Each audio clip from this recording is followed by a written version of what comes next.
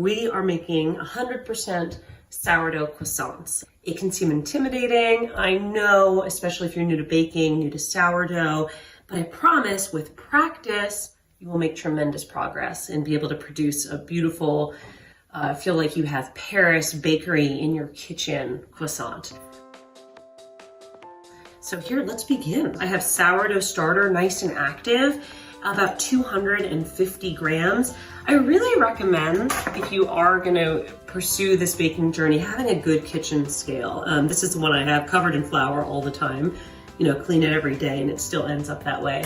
It's important for precision, especially with sourdough starter, because the volume will change, not the weight of it, but just depending on how active it is, or if you've just stirred it down, it's going to look like more or less.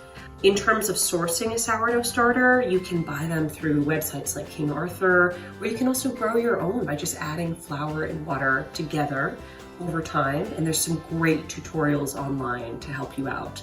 We also have milk, a little over 300 grams of milk here, and flour as well. I did a combination of pastry flour and all-purpose. I did about 3 cups of pastry flour to 1 cup of all-purpose. This is organic flour from Central Milling.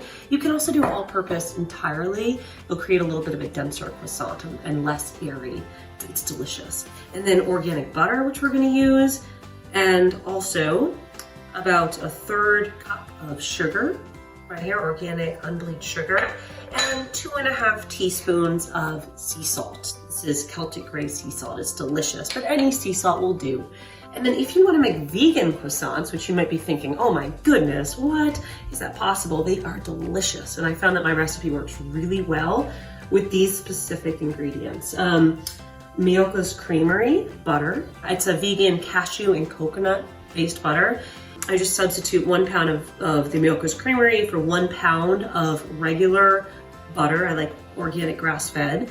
And then instead of milk, which I tend to use grass-fed Jersey cow milk, you can actually use oat milk. And I think Oatly works really well. So that is the vegan substitution. But just for today's sake, we're gonna do a regular butter croissant. All right, so the first thing that we're gonna do is just warm this milk up. So I am warming the milk up to just about 100 degrees. Not quite scalding or just to the edge of scalding. You don't want it to be too hot because it will interact with your starter. If the starter hits the milk when it's too hot, it actually can break it down so it doesn't have the same leavening effect. We're just gonna go ahead and add our warmed up milk into the bowl. So I'm just gonna dissolve the starter into the warm milk. And then I'm not gonna add all of the flour at once, but about 2 cups of it. So again, it's my combination of all-purpose and pastry. We're basically creating like a quick sponge to allow the starter to start to feed on the flour. And it's that fermentation process that also acts as a leavening process during our dough building. All right, so I'm gonna mix that up. I don't use any single-use plastic in my household. I feel that environmentally, it is something that if we can work around, it definitely is better for Mother Earth. So after I mix this up, all I'm gonna do is put a pot top over it, and that's it.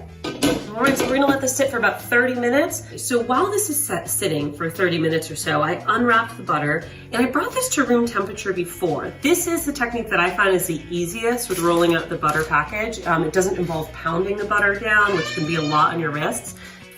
I'll probably go there in a minute. Let's see. The little one is playing train. So I have a 5-year-old too. I have my rolling pin, my soft butter, and I just folded it between a sheet of parchment paper. And I'm just going to flatten the butter down. There we go. And you just roll it out. And the reason you want to do this while you're building the dough is you're going to want to bring this butter back to a cooler temperature. So it's okay if it peeks out a little bit. That's fine. There's our little butter package, right? It's easy. And that's going to go in the fridge. And first adding about 2 cups of flour, even a little bit less. I need to run in there in a sec. I measured out my salt before, so I'm gonna add the salt now and the sugar. Hold on, 1 minute, I'll be right back. I'm back, sorry for the interruption. And I'm just going to knead this with my hands into a nice workable dough, adding a little more flour as I need So you might work up to like 4 1/4, 4 1/2 cups even. What you want is a dough that isn't too sticky, right? It's gonna take quite a little while to get this all incorporated. It's not too tacky. I'm still going, right? But it also doesn't feel too dry because you can always add flour and it's hard to take it away. All right, so kneading that down, not for too long, like maybe kneading it for 2-3 minutes. All right, so here's my dough, right? It's a little bit sticky, that's okay. And I am just going to put it aside. I have a nice clean work surface here. I'm gonna wash this bowl. All right, I got some olive oil. I'm just gonna add a little bit here into the bowl to coat it. Sunflower oil is lovely. You could even do coconut oil. If you're doing the vegan one, you know that I use coconut oil for the wash, so that's a good choice. And we're just gonna put this in our bowl, cover it up, and we're gonna wait. And every 30 minutes to an hour, 4 times, we're gonna be folding the dough. So I'm gonna zoom in so you can see that step close up shortly. It's been about 30 minutes, so all I'm gonna do is take my hand, lift up one side, and pull it over, okay? Then I'm gonna go work just clockwise, and then I'm going to flip it, pull that side over, then I'm turning it, doing the next side, flipping it, turning it over, and then the last side, flipping it and turning it over, right? So that is a full fold of the dough. And we're just gonna repeat that process one more time after 30 minutes, and then we'll do it 2 more times with about an hour in between. Then the dough is ready. All right, so we folded the dough, and that process took about 2.5 to 3 hours. So with sourdough, you can always kind of allow more time within reason. That's one of the wonderful things about it. It kind of thrives on neglect. It's pillowy, it's still a little bit dense, but you can see some air bubbles in it. So I roll that out on a nice floured surface, and I'm just kind of bunching it into a bit of a square. My rolling pin, I like these tapered ones, are great. I also have this long flat one, which is lovely. And I'm just gonna begin to roll. And I'm creating a 10 by 10 square or thereabouts. And this is what I'm gonna encase the butter in. Okay, right, so it's a little lopsided, that's okay. It's all gonna work out. Roll it this way, even it out.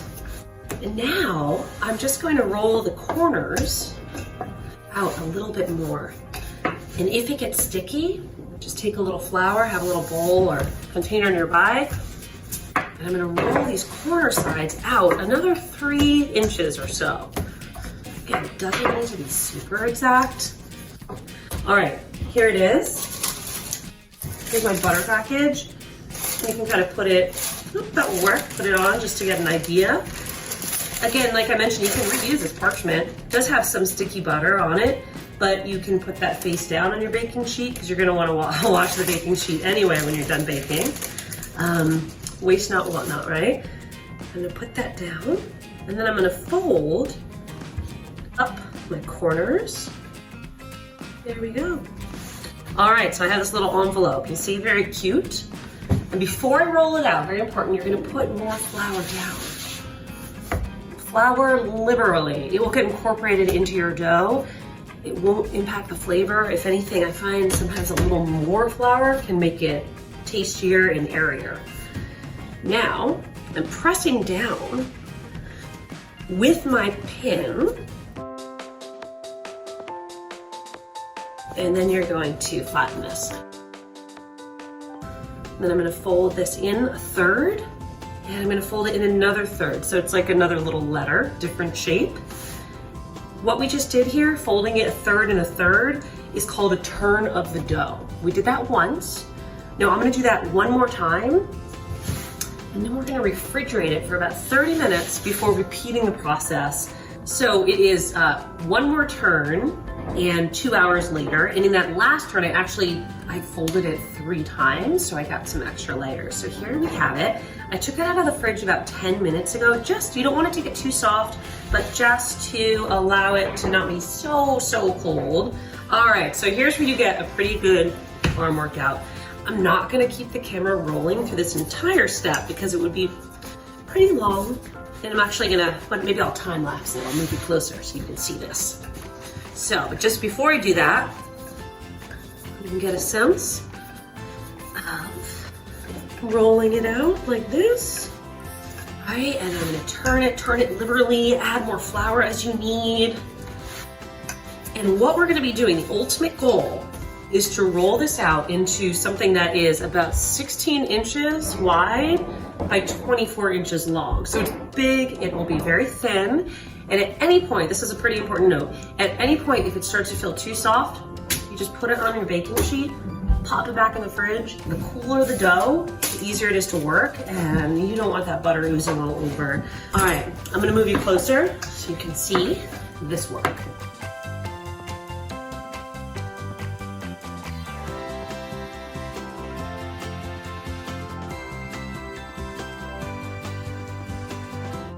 Okay, so there you have it. That was the whole process of rolling. It took me about 4 minutes, but I've been doing this for a while now, right? So if it takes longer, that's totally normal. And it's actually a little wider than 16 inches. So I'm gonna take my ruler, I'm gonna cut it in half. So 18 and a half on this side. It's more like 16 on that side. And I'm just gonna go right across to about 8 inches. All right, so now I'm gonna move one of these back. I'm gonna start working with one. The edges are often frayed. You can just cut them off. I'll do that now and keep them as little scraps. And then I'm gonna measure out 4.5 inches each one. And then what I'm gonna be doing is I'm just gonna be cutting these into triangles, right? So I'm gonna go straight up. Feel free to measure the top as well, or you can just eyeball a straight line vertically, okay? There we go. All right, I'm just gonna work my way through, and this one I'll do 4 1/4. That should work perfectly with my measurements. Here we go. I have my triangle. I'm gonna pull the ends, and I'm just gonna roll it as such. Now, sometimes it sticks really nicely if it's kind of coming apart. So super easy. A little jar of water, clean pastry brush it. Voila, see that beautiful croissant, okay? And you can see the layers inside, which are really beautiful. That's the butter laminated inside.